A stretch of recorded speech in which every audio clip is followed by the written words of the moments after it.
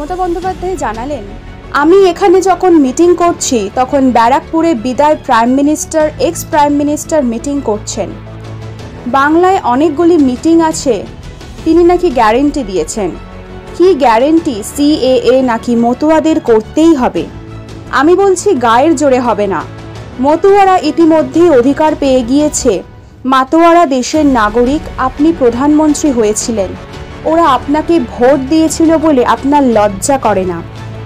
আজকে আপনি ওদের অধিকার কাটতে এসেছেন। আইনটা দেখেছেন?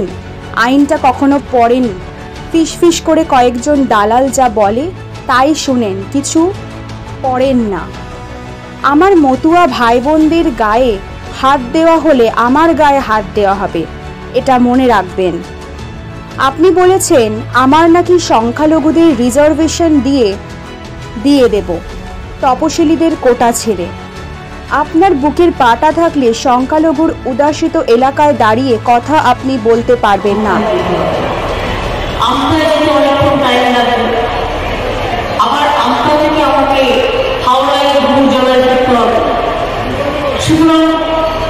এই জন্য বাধ্য হয়ে ইন্দ্রনীলের আসার কথা আমার বাড়িতে দুটোর সময় দেখি বাবু 11টায় এসে ঘুরে গেছে।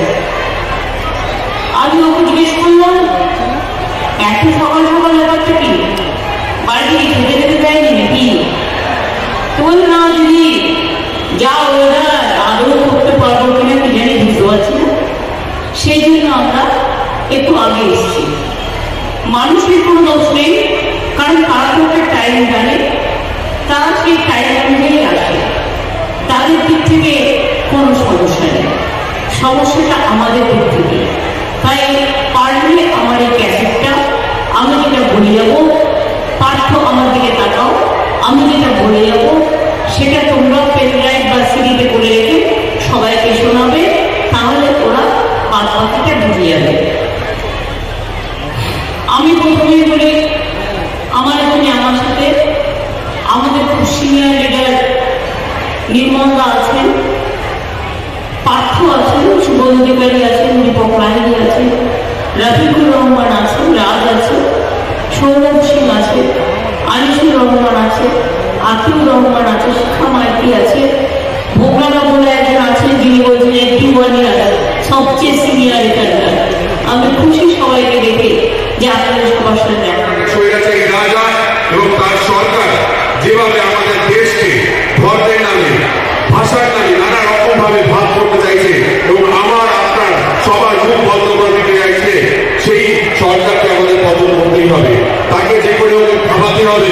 সেই থামানোর জন্য সব থেকে বিরোধী শক্তির খুব প্রয়োজন এবং তার চোখে চোখ রেখে লড়াই করতে পারে এমন একজন, তার নাম বাংলার মুখ্যমন্ত্রী মমতা বন্দ্যোপাধ্যায়, আমাদের নেত্রী। আপনারা আছেন, মমতা বন্দ্যোপাধ্যায় শক্তিশালী, আমার মনে হয় এর থেকে ভালো কিছু হতে পারে না।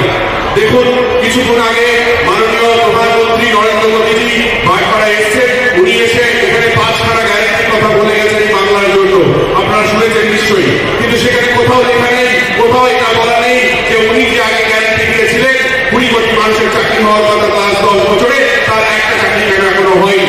সেই গ্যারান্টি কিন্তু এখনো উনি দেননি যে কবে হবে সেই চাকরি।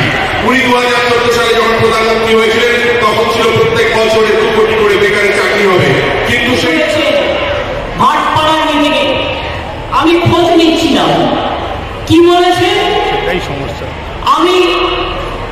আমরা নাকি মাইনরিটিদের রিজার্ভেশন দিয়ে দেবো শিডিউল কাস্টের কোটা ছেড়ে। আমি মাইনরিটি বেল্টে দাঁড়িয়ে বলছি, আপনার বুকের পাটা থাকলে আপনি এ কথা মাইনরিটি বেল্টে দাঁড়িয়ে বলতে পারবেন না, তার কারণ আমি এতটাই সাচ্চা। কেন মুসলিমরা পারতে যাবে শিডিউল কাস্টের কোটা? লজ্জা করে না? একটা কুৎসাচারী, মিথ্যেচারী, ব্যভিচারী হিন্দু মুসলমানের ভাগাভাগি করে, লজ্জা করে না?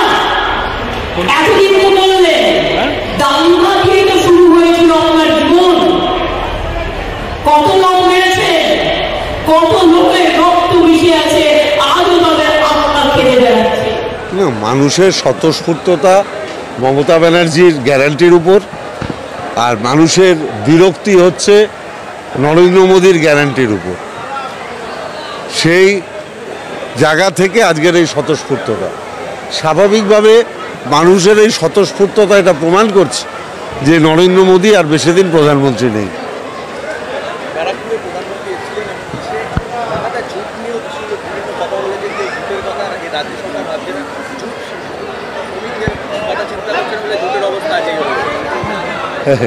এটা কন্ট্রোল করে কেন্দ্রীয় সরকার। আসলে নরেন্দ্র মোদী এরকমই, কয়লা চুরি পাহারা দেওয়ার কথা কেন্দ্রীয় সংস্থা, উনি বলছেন কয়লা চোর তৃণমূল, উনি বলছেন গরু চোর তৃণমূল, অথচ সীমান্ত পাহারা দেওয়ার কথা বিএসএফ। সব ওনার। জুটের মাল ব্যাগ ব্যবহার হবে কি না সেটা ঠিক করে কেন্দ্রীয় সরকার। সেখানে উনি গুজরাটকে প্রমোট করার জন্য পলিথিন ব্যবহার করছেন, আর উনি বাংলায় এসে বলছেন রাজ্য সরকারের দায়িত্ব কেন্দ্রীয় সরকারের। উনি এটা করছেন না কারণ উনি গুজরাটকে ভারতবর্ষ ভাবেন, বাংলাকে ভারতবর্ষ ভাবেন না। সুকান্ত মজুমদার ব্যারাকপুরের সভা থেকে আপনাকে নাম করে কটাক্ষ করেছেন, বলছেন এক বড় পাত্র ভেতরে গেছে, ছোট পাত্র বাইরে রয়েছেন, ছোট পাত্রও যাবে। যদি পার্থ ভৌমিক বলে বলতো আমি অতি অবশ্যই ওনার বিরুদ্ধে মানহানির মামলা করতাম, যেরকমভাবে শুভেন্দু অধিকারীর বিরুদ্ধে করেছে। গতকাল আপনার সম্পত্তি নিয়ে লাগাতার আক্রমণ করেছেন ব্যারাকপুরে, যিনি বিদায়ী সাংসদ এবং বিজেপি প্রার্থী রয়েছেন, বলছেন আপনার সম্পত্তি এত বাড়লো কি করে? আপনার বাবা তো একজন সাধারণ শিক্ষক। আমার বাবা প্রিন্সিপাল ছিলেন। সাধারণ প্রিন্সিপাল হয় না, প্রিন্সিপাল মানে বোঝো, ওদের প্রিন্সিপাল মানে বোঝো অধ্যক্ষ। হ্যাঁ, তো অধ্যক্ষ ছিলেন। হলো কি করে? ইনকাম ট্যাক্স ফাইলে গিয়ে জিজ্ঞেস করো ভাই, সবার ইনকাম ট্যাক্স ফাইল আছে, সব সাচ্চা আছে, বুকের এত পাটা আছে। এই জন্য ওগুলো কোথায় আছে দেখিয়ে দাও না, যেখানে দেখিয়ে দাও। তুমি তো অর্জুন সিংয়ের হয়ে করো খবর, অর্জুন সিংয়েরও খবর করো, সবাই জানে। ওসব করে কোনো লাভ নেই ভাই, এখানে এসব করে কোনো লাভ নেই ভাই। জয় বাংলা।